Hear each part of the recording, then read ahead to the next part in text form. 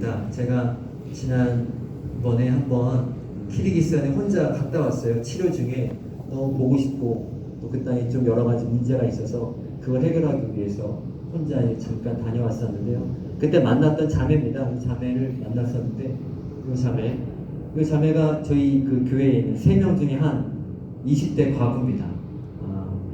21살에 결혼을 해서 22살에 이혼당했습니다. 애 하나 낳고 대부분 이렇게 삽니다. 근데 이 자매가 처음에 와서 정말 열악한 상황 가운데 왔지만 예수 믿고 이렇게 많이 밝아졌어요. 그래서 제가 지난번에 겨울에 가서 이렇게 만나고 왔는데요. 근데 이제 만났을 때 아무 얘기도 하지 않았었는데 자매는 너무 좋은 얘기만 했어요. 그런데 여기 검은색 옷 입은 형제가 저희 교회 리더 형제거든요. 교회를 이양받은 형제인데 이 형제가 이제 조용히 얘기해 주는 거예요. 뭐라고 얘기했냐면 이 자매가 지난 겨울에 너무 고생을 했다는 거죠. 무슨 고생을 했냐 봤더니 이 자매가 이제 혼자 애를 키우고 있어요. 근데 자기 엄마도 보쌈으로 결혼을 해서 이혼당해서 자기 혼자 키웠는데 그 어머니가 돌아가셨습니다. 혼자서 애를 키우는 거죠, 말 그대로. 근데 그 집이 컨테이너 임시 집이었어요. 임시 박스로 지은 집인데 벽이 얇을 거 아니에요. 근데 그 겨울에 저희 키르기스탄 추울 때 영하 40도까지 가거든요. 정말 춥습니다. 근데 그 추운 겨울에 저 애 하나를 데리고 그 임시 컨테이너 박스에서 그냥 살고 있는 거예요. 근데 그냥 그건 버티며 살았는데 얼마 전부터 그 화장실에 수도까지 끊겨가지고 물도 없이 씻지도 못한 채로 살고 있습니다라고 저한테 이렇게 귀뜸을 해주더라고요. 제가 그 얘기를 다 듣고 이제 이 자매를 만났는데 자매는 절대 어려웠던 얘기 하나도 하지 않고 그냥 이제 그런저런 얘기하고 예수 믿고 좋습니다 이런 얘기를 하고 이제 헤어지려고 그러는데 제가 그런 얘기를 다 듣고도 그냥 제 감정을 꾹 참고 헤어지려고 그랬는데 이 자매가 마지막 한 말이 있었어요. 마지막으로 했던 말 때문에 제가 참았던 눈물이 쏟아지고 기도해주고 나왔는데 이 자매가 마지막에 뭐라고 했냐면 이제 공항으로 전 떠나야 되는데 떠나기 전에 자매가 마지막으로 저한테 해줬던 말이 그 겨울에 혹독한 겨울을 어떻게 났는지 한마디도 하지 않은 채로 저한테 했던 말은 선생님, 저한테 이제 선생님이라고 그러는데 선생님, 저는 과부지만 저는 과부로 죽지 않을 겁니다. 저는 선교사로 죽고 싶어요 라고 얘기를 하는 거예요. 제가 그 얘기를 듣는데 제가 정말 듣고 싶었던 말이었거든요. 선교 10년 동안 제가 정말 듣고 싶었던 말이었어요. 이 땅에 수많은 과부와 고아들이 과부로 죽지 않습니다. 고아로 죽지 않습니다. 이렇게 비참하게 죽지 않습니다. 예수를 증거하는 선교사로 살다가 죽고 싶습니다 라는 고백을 정말 듣고 싶었는데 이 자매가 다 안다는 듯이 저한테 이게 마지막으로 얘기해 주는 거예요. 그래서 제가 그 말을 듣고 너무 감사해서 이렇게 끌어안아주고 기도해주고 나왔어요. 그리고 한국에 와서 한 달 정도 지났는데 이 자매한테 연락이 왔어요. 인터넷 전화 연락이 왔는데 한 달밖에 안 됐어요. 전화가 와가지고 뭐라고 하냐면 이제 아무 부모가 없으니까 저를 부모처럼 따라요. 저한테 얘기를 하는 거예요. 이 자매가 원래 의대생이었거든요. 5년 전에 장학생으로 다니던 의대생이었는데 그 시집가는 바람에 의대생 그거 포기하고 지금 재봉틀 돌리며 살고 있는 겁니다. 근데 그 학교에서 연락이 왔대요. 갑자기. 뭐라고 연락이 왔냐면 너 원하면 다시 학교에 복학할 수 있다. 예전처럼 전액 장학생. 다릴래라고 물어봤다는 거예요. 그 자매가 저한테 전화해서 물어보는 거예요.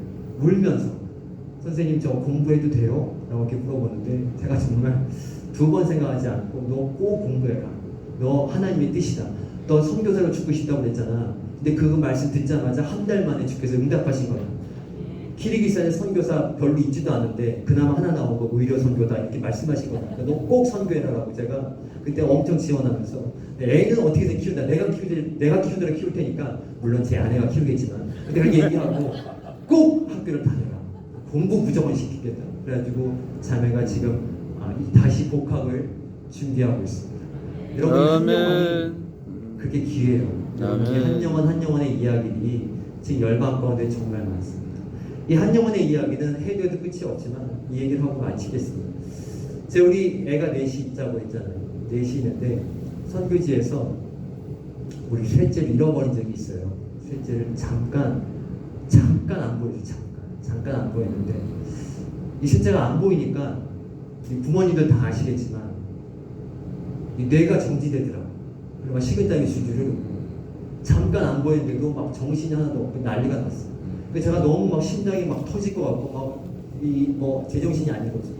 제가 너무 힘든데 제 아내가 옆에서 난리를 치는 거예요. 애 잃어버렸다고 막 소리 지르고 울고 막 뛰어다니고. 나도 힘들어 죽겠는데 제 아내가 너무 난리를 치니까 더 힘든 거라고. 그렇다고 제가 제 아내한테 여보 정신 차려 왜 이렇게 난리를 쳐 기다려 왜 이렇게 난리를 쳐 침착해 아니 여기 애가 셋이나 남아있는데 뭘 그렇게 난리를 진정 라고 얘기했겠습니까? 이렇게 말할 수 있는 부모는 아무도 없습니다. 여기에 셋 남아있으니까 하나 잃어버려도 괜찮아 라고 말할 수 있는 부모는 아무도 없다. 제가 그날 알았어요. 이 셋이 여기 있는데 내가 너무 사랑하지만 이 세 명이 저한테 아무런 기쁨이 안 되더라고요. 아무런 기쁨이 안 되더라고요. 그러니까 하나가 안 보이니까 진짜 기쁨이 하나도 안 돼. 제가 그때 번개처럼 들었던 생각이 나는 이제 죽을 때까지 웃지 못한다. 이 셋째를 못 찾으면 나는 웃을 수 없다. 어떻게 웃을 수 있겠습니까? 애가 어떻게 된지 모르겠는데 어떻게 웃을 수 있겠어요? 못 웃지. 모든 기쁨은 다 사라지는 겁니다. 제가 정말 정신없이 막 찾았어요. 엑셀을 거기다 여기 그대로 서 있어요. 그리고 제 아내랑 저랑 막 양쪽으로 막 뛰어다니면서 엄청 찾았는데 그 밤에 어떤 키르기즈 아줌마가 막 손가락질하는 거예요.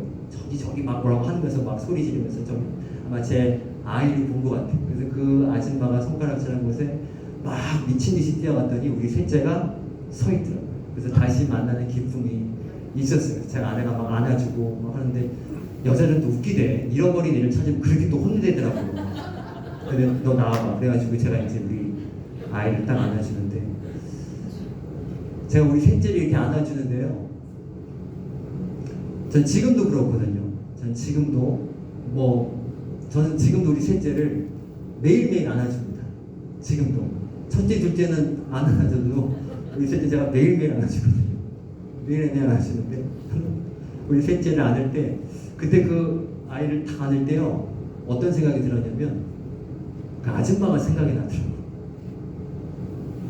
우리한테 막 손가락질했던 그 아줌마 있잖아요. 그 아줌마가 생각이 나더라고요. 지금도 우리 셋째를 안을 때마다 이상하게 그 아줌마의 실루엣이 이렇게 떠올라요. 네 아들이 저기 있는 것 같다. 가봐라. 또 그 아줌마를 잊을 수가 없습니다. 저는 그 아줌마 얼굴도 모릅니다. 그 아줌마 이름 절대 모르죠. 근데 저는 그 아줌마를 그 스쳐가는 그 아줌마를 지금도 잊을 수가 없어요. 그냥 그 실루엣이 아주 선명하게 지금도 있습니다. 제가 실은 지난번에도 선교지에 다시 나가려고 비행기 티켓팅도 하고 비자도 받고 다 준비를 해서 짐까지 싸가지고 나갈 준비를 하다가 못 나갔지만 아무튼 그때도 다 준비를 해서 나갈 때 몸이 굉장히 아플 때였거든요. 그때도 몸이 아팠는데 한국에서도 아픈 거 이렇게 아플 거 기왕 아플 거 선교지에서 아프자 그래서 이제 제가 나가려고 했던 거였습니다.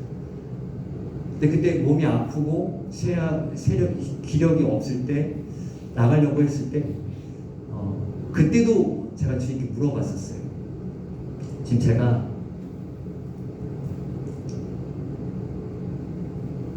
서른세 살에 선교사가 됐거든요.